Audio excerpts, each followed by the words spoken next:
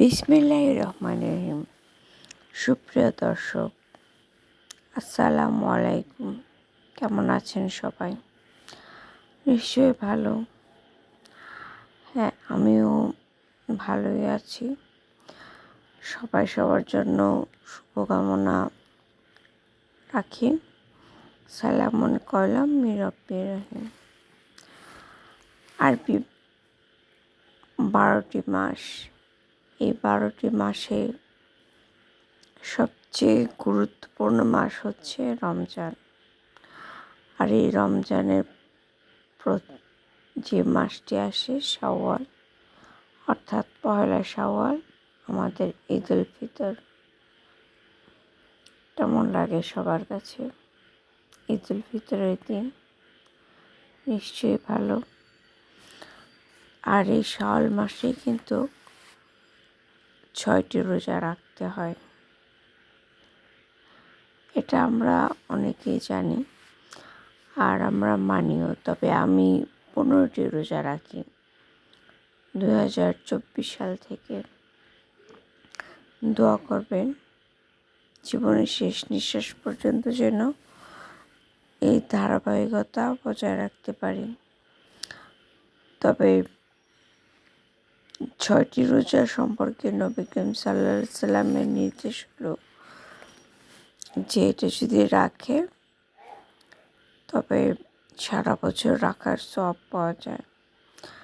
আর এটার একটা সুবিধা হলো ভেঙে ভেঙেও রাখা যায়। তবে একটা জিনিস মেনটেন করা উচিত যে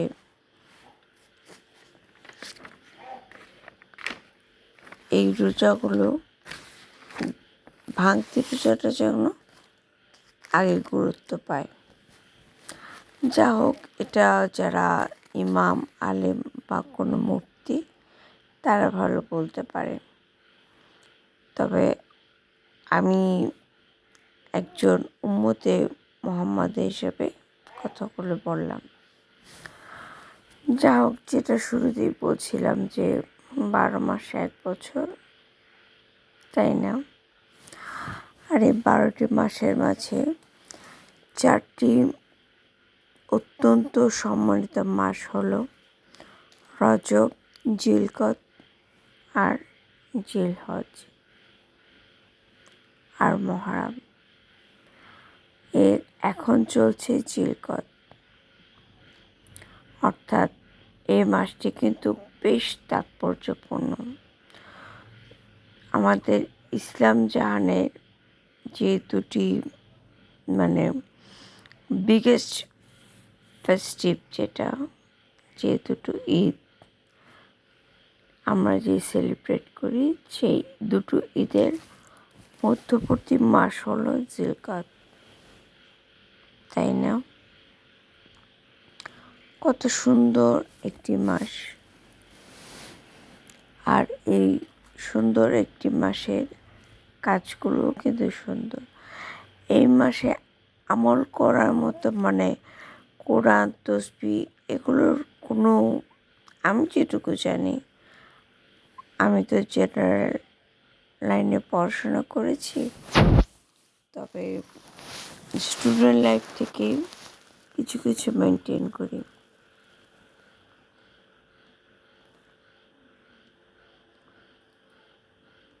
ঠিক আছে? আর যা মেনটেন করি সেগুলি এখন বলবো। যে এই মাসে কোনো রকম অন্যায় না করাটা উচিত, এবং এই মাসে সবচেয়ে হচ্ছে ঝগড়া, ফ্যাসাদ, দ্বন্দ্ব, এই কাজগুলো না করা। আর জিলকদ এটি আরবি শব্দ, এর অর্থ হলো বসা, স্থির হওয়া এবং বিশ্রাম নেওয়া। আর এ মাসের সবচেয়ে গুরুত্বপূর্ণ দিক হচ্ছে এ মাসে খন্দকের যুদ্ধ শুরু হয়। হুদায়বার সন্ধি হয় এবং সবচেয়ে আনন্দের যে মুহূর্ত সেটি হলো আমাদের চতুর্থ খলিফা হজরত আলী রাদিয়াল্লাহু তাআলা এবং নবী তনয়া ফাতেমা রাদিয়াল্লাহু তাআলার বিবাহ। আজ তবে এ পর্যন্তই, কেমন? আল্লাহ হাফেজ।